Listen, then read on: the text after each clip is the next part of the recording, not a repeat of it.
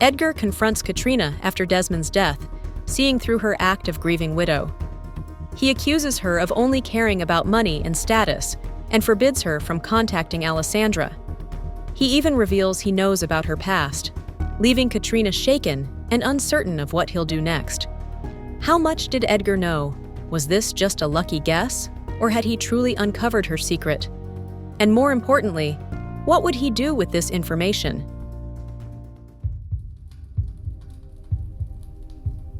Don't bother trying to beg me not to say anything to others, Baroness. I have kept quiet about your secret from the moment I found out, as I am not one to care about those who work in the... We must all make a living somehow. However, you should tread lightly when it comes to Alessandra in the future. Understood? Yes, Katrina quickly replied. She was certain she cleaned up all loose ends connecting her to once working. It wasn't like she actually worked with men for money. She only worked there as a maid and ran away before she could be given customers. It was unfortunate no one would believe she did not have customers.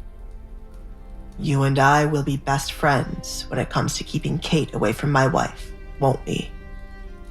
Now that we have an understanding, I will go to Alessandra's room to collect the things she left here.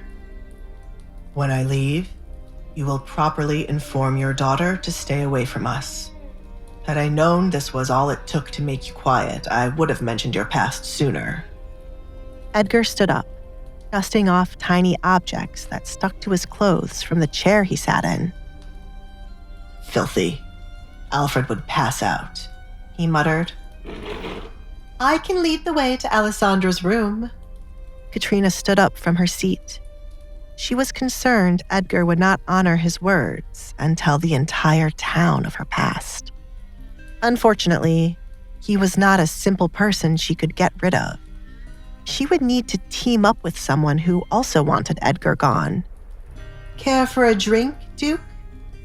So you can poison me? Edgar bluntly replied.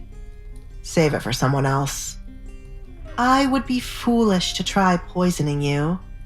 Katrina frowned as Edgar walked ahead of her.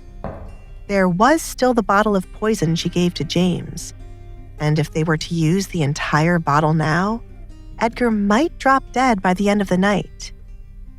If only the man wasn't so suspicious of others. I'd say the shoe fits, Edgar replied. He would have to join the Foolish Club to accept any sort of food or drink after he had just revealed one of her secrets. I remember the way to Alessandra's room. Do you know a young girl by the name of Sally? Alessandra is requesting her presence. Sally? She is the personal maid Desmond recently gave to Alessandra. She is quite new to this kind of work, so it would be better if you let her stay with us and hire someone else to serve Alessandra, said Katrina. Baroness, when you tell me not to do something, it makes me want to do it even more. Tell the girl to pack her things. I will judge if she is good enough to serve my wife, and if she is not, I will send her back to you. Please hurry, Baroness. My body is starting to itch, said Edgar. He was starting to believe he was allergic to the house. Excuse me for a moment, Katrina replied, turning around to tell James to bring Sally. But first, she needed to have a chat with the young girl. Finally. It feels like I have gotten rid of a tick. What a boring house, Edgar commented as he looked around while he walked to Alessandra's old room. Edgar could not wait anymore in this house. He could feel the toxicity.